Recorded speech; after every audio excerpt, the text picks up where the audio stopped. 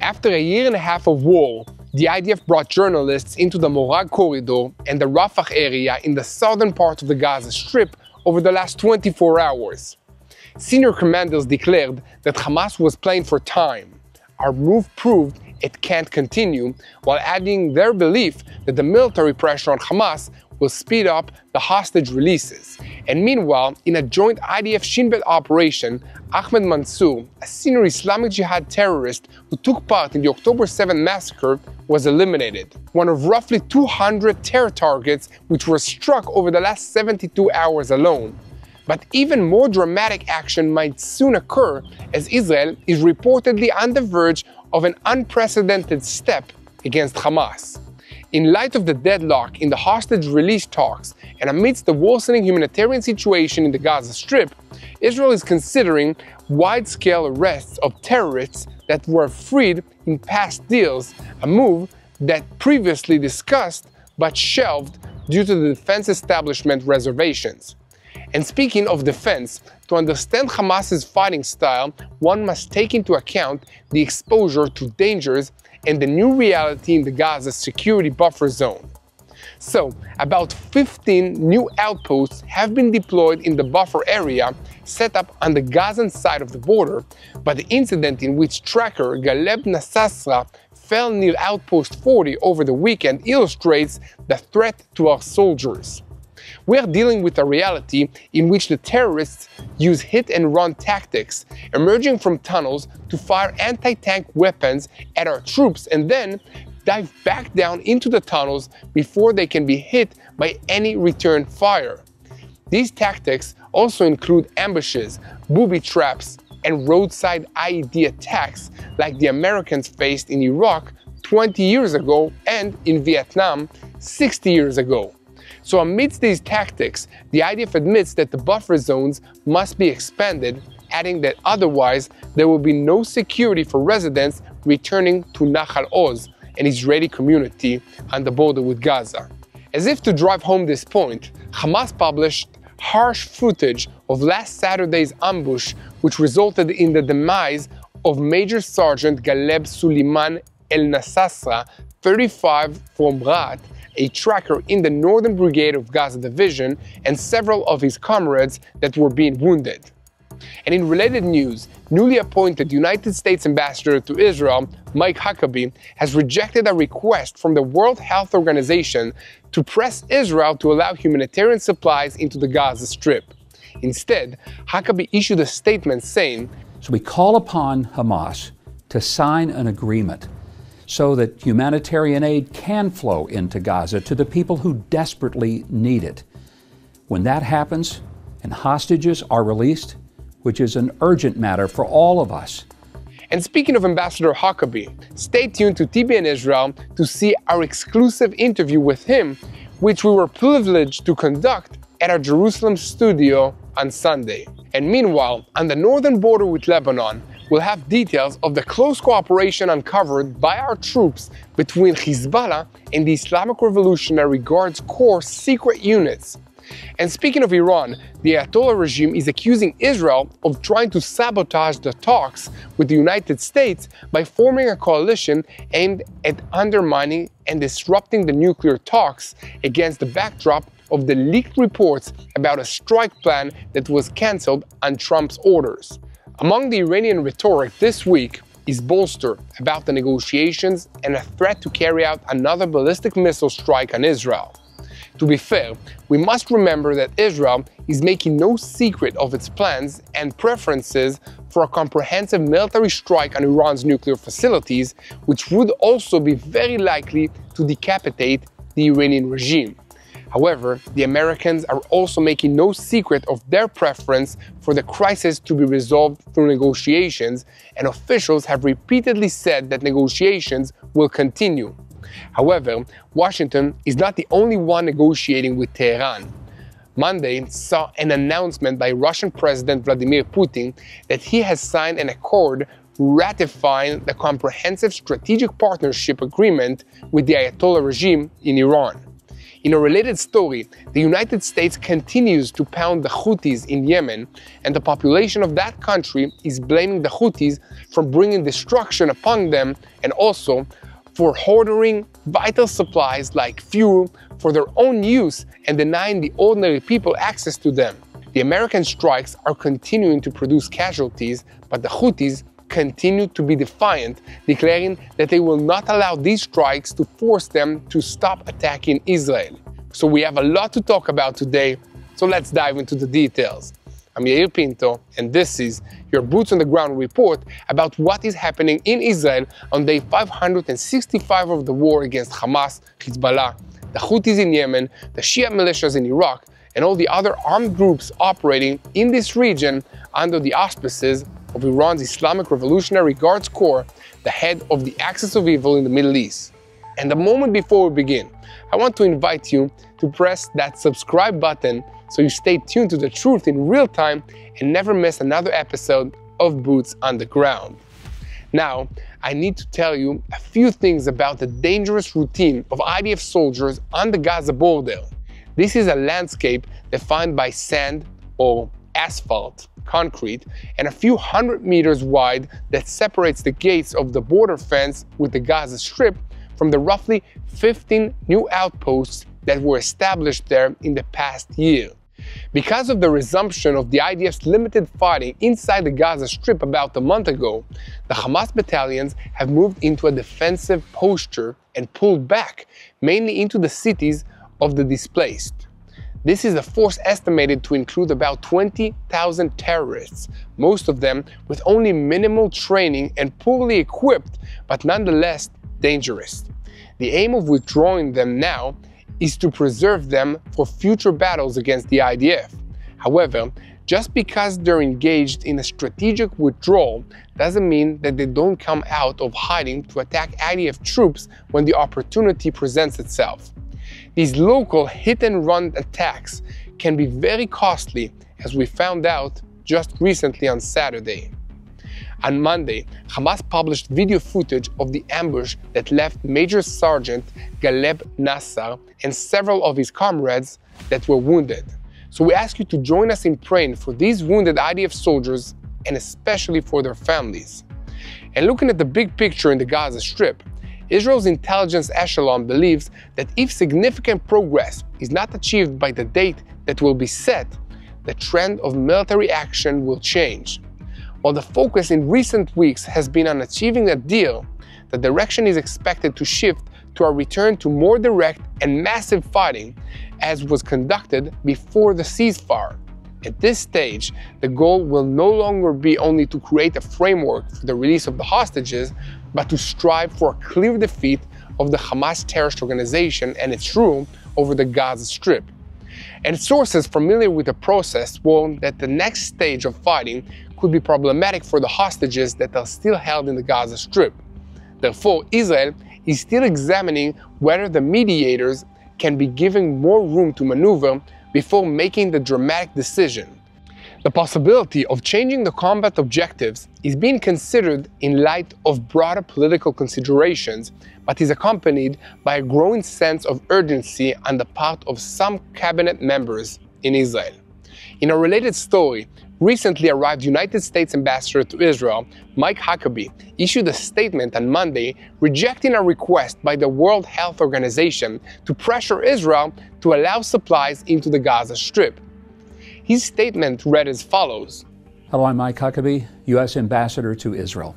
This past weekend, Dr. Hanan Balki, who is the regional coordinator for the WHO for the Eastern Mediterranean region, called upon me to put more pressure on Israel to bring humanitarian aid to the people of Gaza.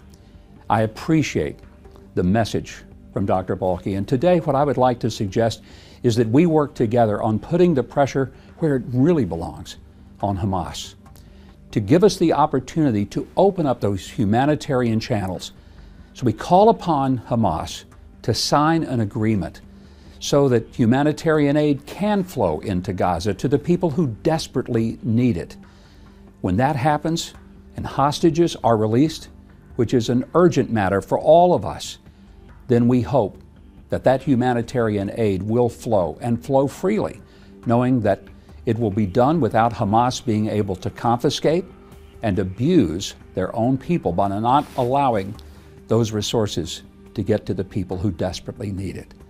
And these remarks by Huckabee follow his visit last Friday to the Western Wall and add to his recent statements given only to us in an exclusive interview on TBN Israel, in which he referred to the American negotiations with Iran. So to give you a preview of that interview, he told us that Iran is not just an issue for Israel. The Iranians aren't only shouting death to Israel, they're also shouting death to America. They often call Israel the little Satan, and we, the Americans, are the great Satan. So for the Iranians, Israel is the appetizer and the United States is the main course. What the Iranians want to happen to Israel is what they want that will happen to the United States of America. And when people tell you they want to kill you, you better believe them and take them seriously. So we'll have the full interview up on our YouTube channel, TBN Israel. So be sure to look for it. And don't forget to subscribe to this channel, TBN Israel, if you haven't already, to stay updated on what's happening in Israel. Now, we switch our focus to the northern arena, where evidence has been uncovered of Iran's direct involvement in smuggling weapons and other contraband to Hezbollah in Lebanon by way of Jordanian territory. This area is also being used by Iran to smuggle weapons into northern Samaria so it can be given to Hamas and criminal gangs in these cities and used to attack both the IDF and the Palestinian Authority police forces. Iran and Hezbollah have been working together to use Jordanian territory for these purposes for over 25 years, ever since the IDF's withdrawal from the security zone in southern Lebanon in May of 2000. Details of this cooperation were published this week in a report by the Alma Research Center in Israel. And according to this report, the Iranian-Hezbollah effort has two main goals. The first is undermining governmental stability in Jordan, including by carrying out terror activities inside Jordan and increasing the potential for a foothold of the Shiite axis in the country. The second goal is to carry out terror activity against Israel from Jordanian territory directly, as well as from Judea and Samaria, with Jordan serving as a transit country, all in order to cause significant harm to the relations between the two states. Hezbollah and Iran's effort in the Jordanian area is conducted directly vis-a-vis various elements in Jordan, such as the Muslim Brotherhood and the Palestinians in the refugee camps, and also indirectly through Palestinian terror organizations in Lebanon and through Shiites who come to Jordan for business or for religious pilgrimage to Shiite holy sites in Jordan. Currently, Israeli security forces are on duty 24 hours a day in the Jordan Valley and in the Judea and Samaria border sector to keep the peace. So here, at TBN Israel, we will continue to report on every development in the matter, and as always, we ask you to keep spreading the truth by sharing our videos on YouTube and following us on social media. But there is another way that you can support us, and that is by donating to us either through the donate button here on YouTube or by visiting our website at www.tbnisrael.com/give to make a contribution to this effort to report the truth from Israel every single day. The battle for the truth is not easy, and it will never end. So every donation, every dollar helps us to win this battle, share the truth, and encourage people around the world to pray for the peace of Jerusalem. Now, back to the news. And again, we're talking about Iran. What the Revolutionary Guards called Operation True Promise involved a barrage of drones, cruise missiles, and ballistic missiles that Iran fired at Israel a year ago this month. Every Israeli who was here during that attack will remember where they were when they first heard the news that we were under attack, but the drones were not expected to arrive for another few hours. That gave us time to prepare our homes and families to make a run for the shelter spaces, which we did as soon as the siren sounded. There was minimal damage and few casualties from that attack, but then, a few months later, last October, Iran tried again with Operation True Promise too, which was bigger and more of a surprise, but still, there was little damage and only one casualty, a Palestinian man who was walking down the street in a village near Jericho when a fragment of a missile fell out of the sky and hit him. Iranian officials made excuses for the pathetic results of these two attacks, insisting that all missiles had been used in order to make a point while avoiding escalations. But it's hard to know if anyone took this rhetoric seriously. However, it must be said that Iran's newest and most powerful missiles were in fact not fired at Israel in these previous attacks, but that's no reason to assume that they would have been any more effective in penetrating Israel's air defensive system than the older missiles were. In any case, General Muhammad Bagheri, the chief of staff of the Iranian armed forces, has said that his troops learned valuable lessons from those first two attacks and Israel's response, and this time they're going to do some real damage. According to the Tasnim news agency, the exact date of Operation True Promise 3 was not discussed, but statements by Iranian commanders boast of great readiness to launch an attack. One official declared that in future operations, if Iran decides to reconsider its objectives, Israel will suffer many casualties. To that, I will respond by saying that these threats were also made before the previous attacks, and Hezbollah made many such threats as well. For that matter, the leaders of the countries which were threatening Israel in June 1967 said that they would wipe this country, Israel, off the map, and so on and so on. So as a friend of mine likes to say, talk is cheap, especially in the Middle East. However, in all fairness, we must also tell you that the latest Iranian threats came in response to reports that Israel continues to consider a new strike in Iran. And meanwhile, the nuclear talks between Iran and the United States, which continued on Saturday in Rome, are reportedly leading to some unexpected developments. Against the backdrop of optimism in the Trump administration after the last round of nuclear talks, Iran accused Israel of trying to undermine the talks on Monday. A statement by Iran's foreign ministry spokesman Ismail Baghi said that a sort of coalition is forming to undermine and disrupt the diplomatic process. The Zionist regime is at the center of the move. And according to the Iranian spokesman, alongside Israel, there is a lineup of warmongering circles in the United States as well as figures from various groups. The Democrats have done everything in their power in recent weeks to create false perceptions about the negotiations. We are now witnessing the creation of an exceptional alliance between the Democrats and the Zionist entity aimed at stalling the talks. This is according to the Iranians. Now, to be clear, there are a few points that need to be pointed out. Since the nuclear talks began, Prime Minister Benjamin Netanyahu and spokespeople on his behalf or on behalf of the government have declared that Israel will never allow Iran to obtain nuclear weapons, even if Washington continues the negotiations.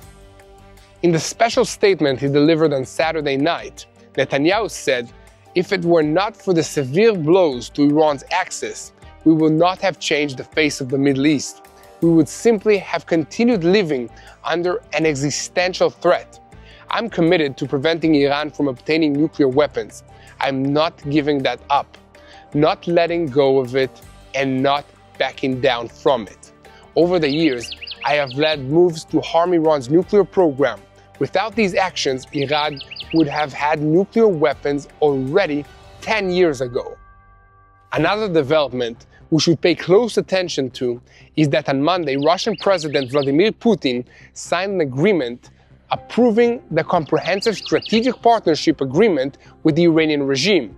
The agreement, which has already passed both houses of Russian National Parliament, includes a commitment to extensive cooperation in the fields of trade, defense, energy, and infrastructure. According to the Kremlin, the purpose of this agreement is to strengthen bilateral ties in areas such as investment, logistics, and humanitarian cooperation, as well as to create a mechanism for coordinating positions on global issues. And furthermore, As part of the agreement, Russia and Iran committed not to provide military assistance to a third party involved in an armed conflict with the other side. In Russia and Iran, this move is seen as a response to increasing pressure from Western countries. So here, at TBN Israel, we will continue to report on every development regarding Iran, and meanwhile, 1 second before we move on to the report on the Houthis, I want to ask you to keep spreading the truth, share, and follow us. And most importantly, do not forget to press that subscribe button if you haven't already. And over the past 24 hours, massive American strikes have been reported at several sites across the country, including a market in the Farawa neighborhood in the Saub district of Sana'a, the capital of Yemen, and this is according to Houthi reports. The reports included an accusation that the strikes resulted in 12 fatalities, with many more people being wounded. And during the night, additional airstrikes were reported in the provinces of Amaran, Hudeida, Marid, and Sada. These attacks come just days after strikes on the Ras Isa fuel port in Hudeida province, which the Houthis said resulted in 74 fatalities, with more than twice as many people wounded. The United States has intensified its military actions against the Houthis in response for the militia's repeated missile and drone attacks on commercial ships in the Red Sea, as well as threats to vessels linked to Israel.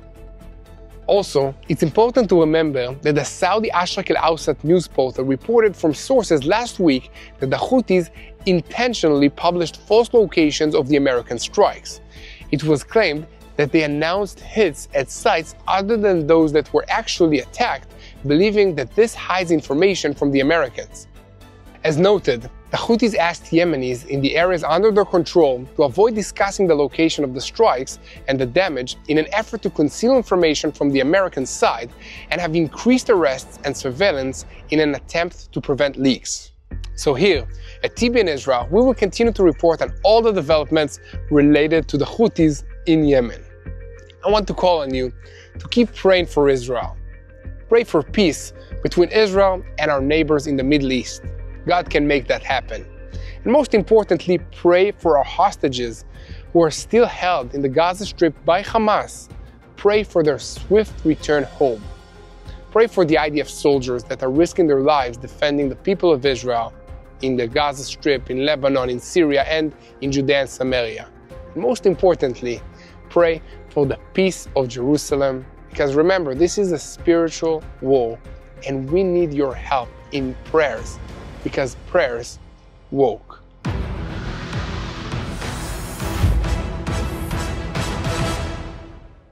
Hello, this is Mati here in Jerusalem with TBN Israel. This is Yair Pinto from TBN Israel here in Jerusalem. TBN Israel is keeping viewers informed with Israel-focused news, culture, and what God is doing in this land. Support TBN Israel today online at tbn.org/Israel. Thank you.